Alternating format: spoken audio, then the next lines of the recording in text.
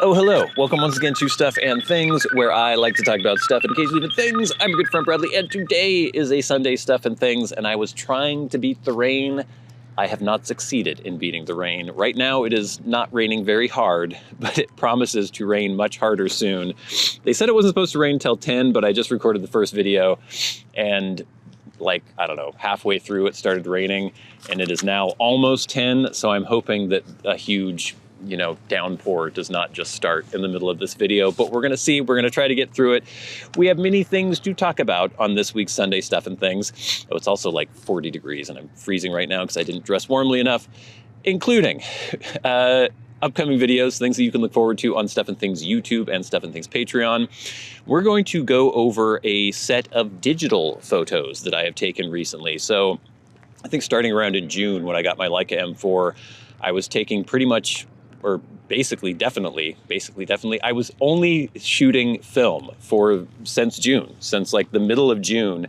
But as the weather has changed, as it has been raining more, I have broken out the old digital camera, my cute little Fuji X100VI, fantastic little digital camera that I've shot, probably over 10,000 photos on.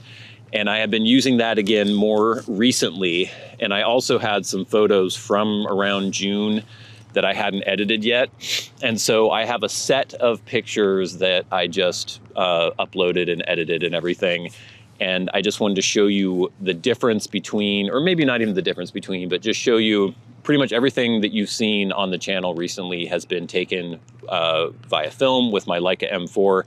And I want to show you a set of pictures that I have taken with my Fuji X100VI. Now that the weather has changed, it's a nice viable alternative. My Leica is not weatherproof or weather resistant or weather sealed, however you want to describe it. And the Fuji is, so it's something that I can use when it is cold, wet, and rainy and dark like this. We're going to talk briefly about the Mariners, and then of course we'll have your questions, comments, and feedback. Everything is wet. And hashtag askstuffandthings, and then we will end the show with our Patreon shoutouts and updates. Let's get into it. I need some warm coffee in me. All right, gang, so what can you look forward to on Stuff and Things YouTube and Stuff and Things Patreon? Well, this week, coming up exclusively on Patreon will be the review / sort of revisited episode of the Padron 2000 Natural Burning Stick. It's my favorite.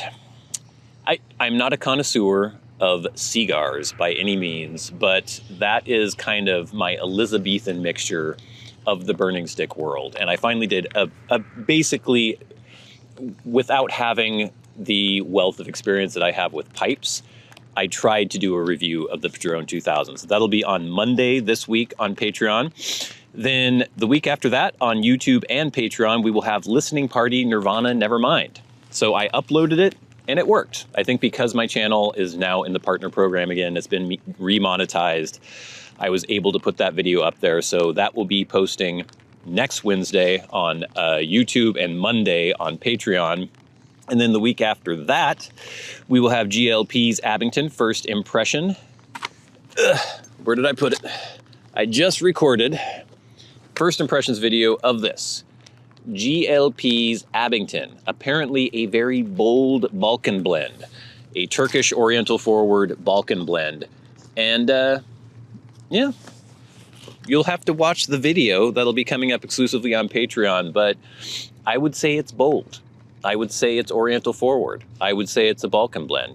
Pretty interesting stuff. And then after that, I'm gonna do a video about loading film into the Leica M4. And how supposedly it's supposed to be quite easy, and it hasn't always been the case. So we'll be looking at that as well.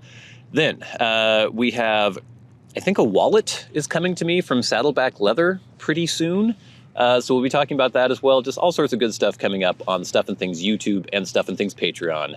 So stay tuned. Okay, we are starting to get moisture on the lens, and I don't have a lens cloth, I don't think. Hopefully, it's hard to tell in the screen if this is bad for you guys. I hope it's not. Anyway, I'm doing what I can here, gang. All right, first topic of discussion. recent digital photographs. I have them on my phone here for me to look at. Obviously, I'll be putting them on the screen for you. So as I mentioned, I've been shooting exclusively on film since about mid-June. But because it's starting to get rainier, because it's starting to get darker as well, I have been using my X100VI some more, my little Fuji.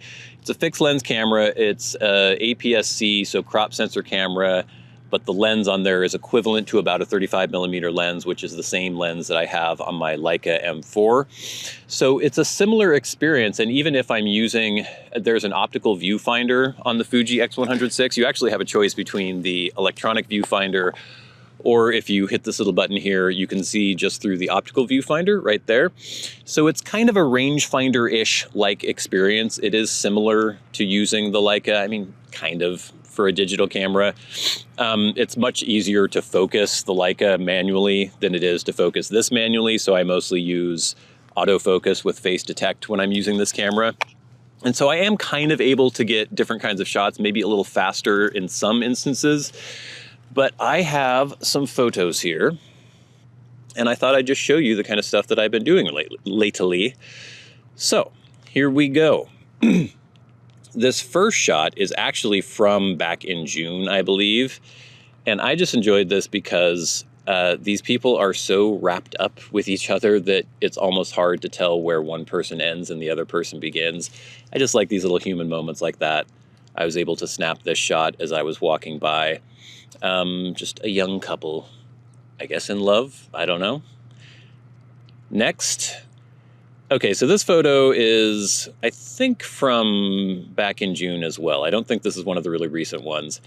This isn't even a good picture, really, but I just had to show this because I love the expression on this girl's face as you zoom in. I just like, I don't know, there's just something about it. She's like touching her teeth with her tongue. I mean, obviously she is pretty as well, but there is just so much life and personality in that expression that it just kind of drew me to this photo. It's not good compositionally, it's not really all that interesting, but I just like it. What can I say? Next, there's just this weird little grandma doll. And it was in this space in this old building downtown that was completely empty. There's nothing in it at all, except this little grandma doll in the window. And I don't know what she's there for. I don't know why she's there. I don't know if this building, I mean, I'm assuming it's going to be renovated at some point and somebody's going to put a business in there, but why someone decided just to put this little grandma doll in the window. And I just liked her. I liked her, the expression on her face. It's really creepily kind of lifelike and strange. I don't know. I like that one. Next, we have some street musicians. I just enjoyed this compositionally. I like this diagonal line in the concrete that kind of divides the two groups. There's the guy playing his Squier Stratocaster, the guy with the Casio keyboard, and there's kind of this diagonal line that bisects them. I like the sign that says, we need AA batteries for keyboard, which I enjoy. And then I like the two people walking by the garbage cans where their legs are perfectly in sync. I don't know. It just works for me, kind of like little slice of life photo.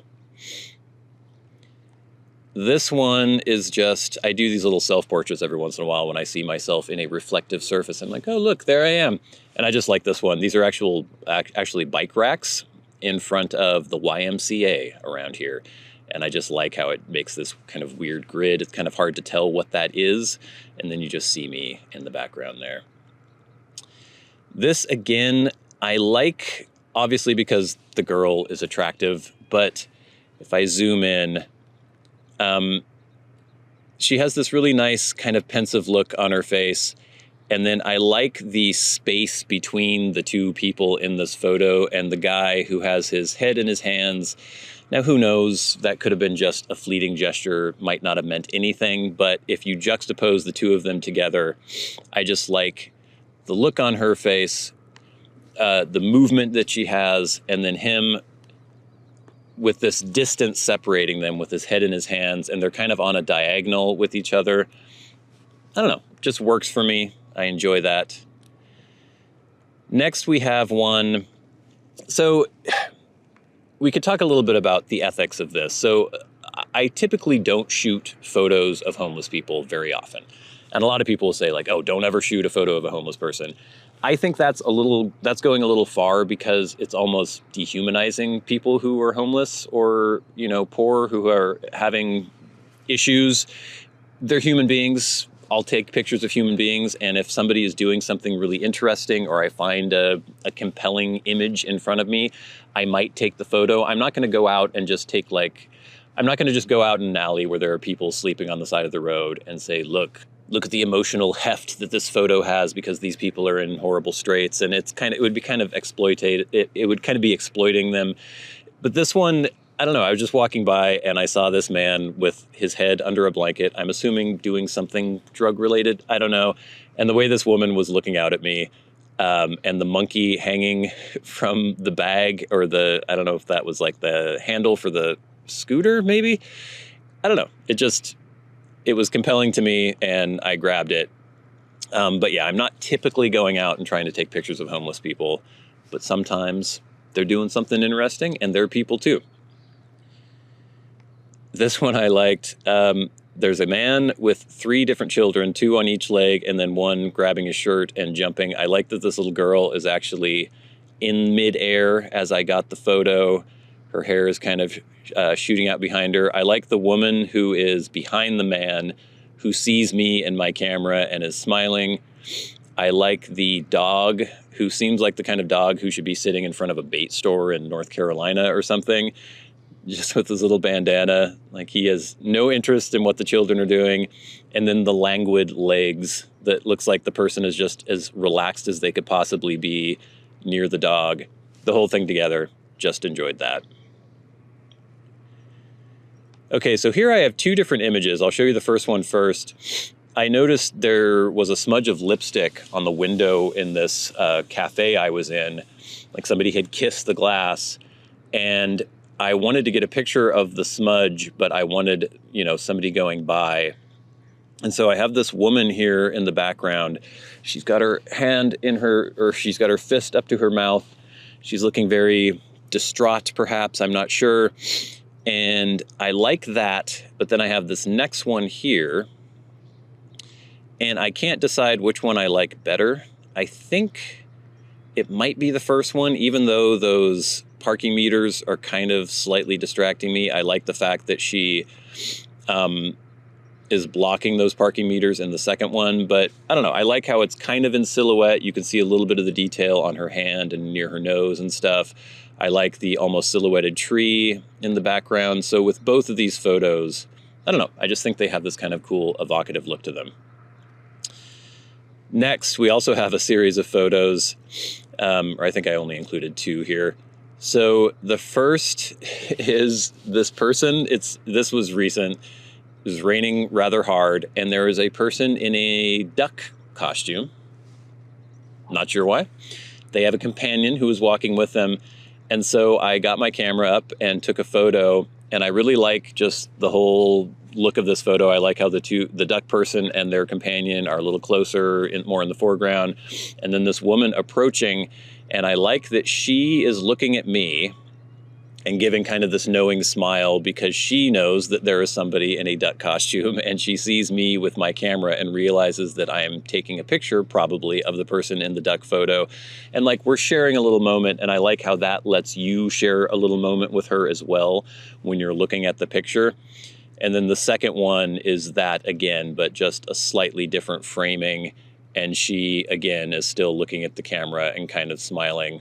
I'll have to decide which one I enjoy the most. I think maybe the first one, but I'm not totally sure. But yeah, just a strange little moment there that I enjoyed capturing. And then this one, I've taken a lot of pictures of the Rowdy Buckaroo. It's this cowboy mural that's on the Ranch Room, which is a local institution in Bellingham, Washington. And I just enjoy him. I like juxtaposing people in front of him.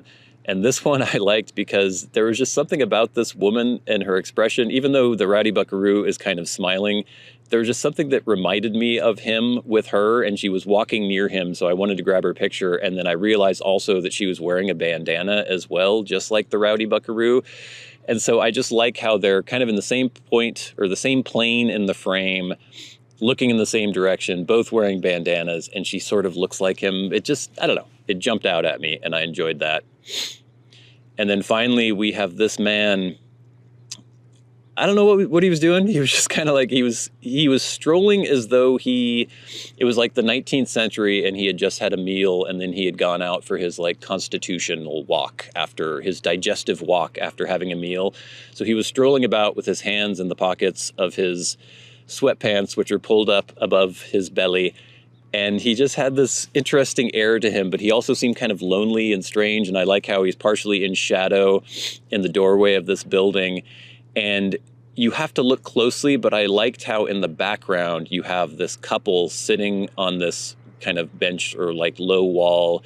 They're intertwined with each other. She has her arms around her man there. You can see her hand on the back of his neck. So they're, you know, in the throes of passion. And then this man who seems very alone and kind of strange. I don't know. It just works for me, the composition and the characters involved. So let me know what you thought of those shots, which ones are your favorites in the comments below. Those are just some of the digital photos that I've been taking recently, and I think it kind of stopped raining for the time being. That's nice. Maybe we can finish this episode without rain. You can see my notes now. Yeah. So next, I think I have mariners with a frowny face there. We're not going to touch on this very much, but it seemed as though the Mariners were having a fairy tale season, and they did. They went to the American League Championship Series. They went to Game 7, but they lost, and it was kind of heartbreaking. It was a homer that knocked him out.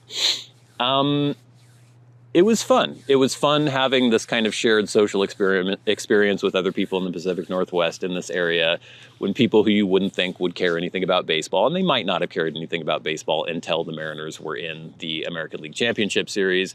But everyone was like wearing their stuff. They were talking about it. They were giving little updates. And it was this, you know, it's easy to feel isolated when you don't have a family or anything. Like, I don't have a significant other or family. I don't see friends very often. You know, I'm mostly just working and, you know, stick to myself most of the time.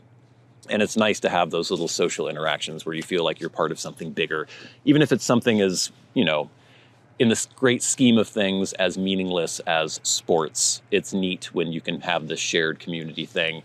And as far as the Mariners go, I think they're still in a pretty good place. They have a really good farm system. A lot of their main core of the team is still going to be together next year, and I think they can build on what they did this year and potentially be really good next year as well. Fingers crossed. But now, gang, it is time for hashtag askstuffandthings. Everything is stuck together because everything is wet. But if you have a question you would like me to answer it on the Sunday Stuff and Things, you can tweet at SATBradley with the hashtag AskStuffandThings, but you shouldn't because nobody does, and I never look at X. Or if you are a Patreon supporter, you can write to me via Patreon and go right to the front of the line. You can hit that super thanks button under this video and go right to the front of the line, or you can leave questions, comments, and feedback on the comment section or in the comment sections of my YouTube videos. It's just a great way for me to get feedback from you, for me to answer questions that you may have, and it just helps make the show better. So we have some feedback from last week's Sunday Stuff and Things. This is from our good friend, Mr. Westerhoff, who says, oh, and this was via Patreon. Is this from the right thing? Yeah, this is from Sunday Stuff and Things. Okay. Luckily, I bought a ball jar. I think you mean bell jar. Bell jar? Ball jar? I bought a ball jar with 125 grams of Penzance. So I'm assuming just like a canning jar. 125 grams of Penzance, jar filled in 2014 from a friend last year. I it selectively and like to share it when we have meetings. So I was mentioning the From the Archives video for our Patreon subscribers last week was the From the Archives review of Penzance, one of those mythical blends that people talk about all the time. I still have maybe 3 unopened tins and then a jar that's mostly full, and those all have lots of age on them. So every once in a while I pop that jar open and have a bowl. Next we have at Ultra Classic via YouTube, who says, trying to use the rule of thirds on this photo. So we were talking about the Henri Cartier-Bresson picture that I showed you last week, and we're kind of explicating it on the episode. Trying to use the rule of thirds on this photo, but it just does not adhere to that theory. Thanks for your critique on this amazing photo by HCB. If you look at the picture, your eye is first drawn to the poster, and then the eye goes straight to the dark silhouette of the man, and then to surrounding visual clues. Yeah, it is. There's so much going on in that photo, and there's so much, it's kind of a feast for the eyes, and you'll notice something different almost every time you look at it. And I just love, I might do that more on the show, just taking a famous photograph, or even not a not so famous photograph, just one that has caught my eye from maybe a famous photographer, and just look at it and analyze it and see what we think. It's fun to have these conversations with you in the comments as well. At Ortzi Landa says, very famous picture, and I like it myself. I enjoyed this new section about analyzing famous photos. It would be interesting to have it from time to time. And yeah, I think we will do that from time to time. At Tom Brown said, Bradley, yes, that is a good photograph. Several years ago, I read that the Chicago Sun-Times was letting its photographers go because all of its reporters carry smartphones and they could take the picture to go with the story. If there's one thing I know, it's that if businesses can save a penny, they won't think twice. Two news photos come to mind. Bob Jackson's picture of Jack Ruby shooting Oswald in 1963, very famous photo. And Bill Gallagher's Pulitzer Prize shot of the hole in Adlai Stevenson's shoe in 1952. Luck had a lot to do with both images, but in 72 years, I've learned that people with skill and talent seem to be luckier than most. Great show today. Thanks, Tom. And yeah, I'd seen the picture of Oswald being shot, of course, but I had never heard of the Adlai Stevenson's shoe picture, so I looked it up, and it is a really cool shot. It's Adlai Stevenson, who I think was a politician or something at some point. He's sitting with his leg crossed, and he's got like a dress shoe on, and the picture is from such a low angle, so obviously the photographer had to be basically on the ground, and you can see he's got a big old hole in the bottom of his shoe, and I just like that because it shows that trying to get a different angle on things can often get you a much more interesting picture. And yeah, skill and talent and luck. So a lot of people will say like, oh, it's just a lucky shot. Anyone could have taken that shot. But you have to put yourself out there all the time trying to get these photos. And then you also have to have the skill to be able to capture the thing that you were lucky enough to be in front of. So yes, luck does have something to do with it, but it's also just the consistency and just being in the right place at the right time. And you're only going to be in the right place at the right time if you're out all the time trying to be in those places. And then we have at Michael Case, who says, Nikonos is an underwater diving Nikon camera. If you want to learn composition, so somebody was saying that they use that when it's raining, which is a good idea, I guess. If you want to learn composition, get an art book on composition. They're very helpful.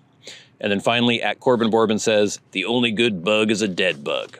So we were talking about fruit flies, and then also there was a reference to Starship Troopers at some point. And I know that you're referencing Starship Troopers, so I know you're not actually meaning that seriously. In general, though, if I see bugs out in the wild, I leave them alone. I don't try to hurt them. If I see fruit flies in my apartment, they will die. If I see spiders, actually I never see spiders, but if I live in a house where I have seen spiders, I usually catch them and put them out. I don't usually kill them. Cockroaches die. I never see cockroaches, but if I had cockroaches, they would all die. I don't think I've ever seen a cockroach in the Pacific Northwest. I'm sure they exist here, but I've never seen them. I saw them all the time in LA, but I've never seen them here. Ants, if I have ants inside, they're gonna die. There are certain bugs that are sort of like the infestation bugs, and those are the ones that must be killed. Other ones, I'm not afraid of spiders, and I don't want to kill spiders. I usually will put them outside. But yeah, I have an okay relationship with most bugs, most insects and arachnids. They leave me alone, I'll leave them alone. Thanks, gang. Thanks for all that feedback. Please keep it coming in. It really helps make the show go. All right, but now it's time for the very best part of the show. I'm trying to read what I wrote here. It's obviously the Patreon shoutouts and updates portion of the show, but I can't read what I wrote for the exclusives coming up on Patreon this week because they're all smudged out by the rain, but we'll wing it and see what happens. But yes, if you would like to support Stuff and Things on Patreon, there is a link in the description box below and it is much appreciated. It is basically the only way I'm able to keep giving you the content that you enjoy. If you like anything that's posting on YouTube or exclusively on Patreon, your support on Patreon is what keeps it going. $5 a month gets you in. You not only get early and ad-free access to the YouTube stuff on Patreon, but you also get exclusive stuff that only posts to Patreon. So anything that is pipe related and new goes on Patreon and not on YouTube anymore, because it can't be on YouTube. And we're also putting a lot of the old stuff that used to be on YouTube, especially the old pipe blend reviews, onto Patreon now in the From the Archive series. Every week you get a From the Archive review posted on Thursday.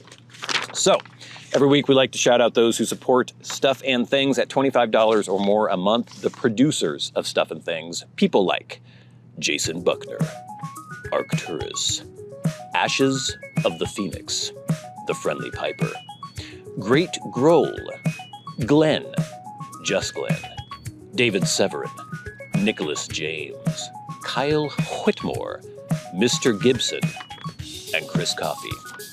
And of course, the Maniacs, the crazy people who support Stuff and Things at $100 a month. People like stolid and dependable Bob Magee. And we'll never forget our dearly departed friend and Hall of Fame member, Peter Straub. Gang, what can you look forward to exclusively on Patreon? If you are a Patreon supporter, if I can read this, I will tell you. It is... Okay, so yeah, obviously the Padrone 2000 review/revisited video will be posting this week exclusively to Patreon. That'll be on Monday. And then on Thursday, Esoterica Margate, I believe, review, which was from 12/2/2015. So, from the Archive series, and it's another Esoterica blend. We did Penzance last week. This time it is Margate. A very interesting blend, a very hard blend to get your little mitts on, especially if you're in the US. And that review was from 2015, December 2nd of 2015. Lots more good stuff coming up on Stuff and Things YouTube and Stuff and Things Patreons. Please stay tuned for all of it. But until next time, until we meet again, I've been your good friend Bradley. You've been the audience that's been Stuff and Things on a Sunday. Stuff and Things. It's not raining. That's fantastic. I'll see you later. It's still very cold though. Where are my seals?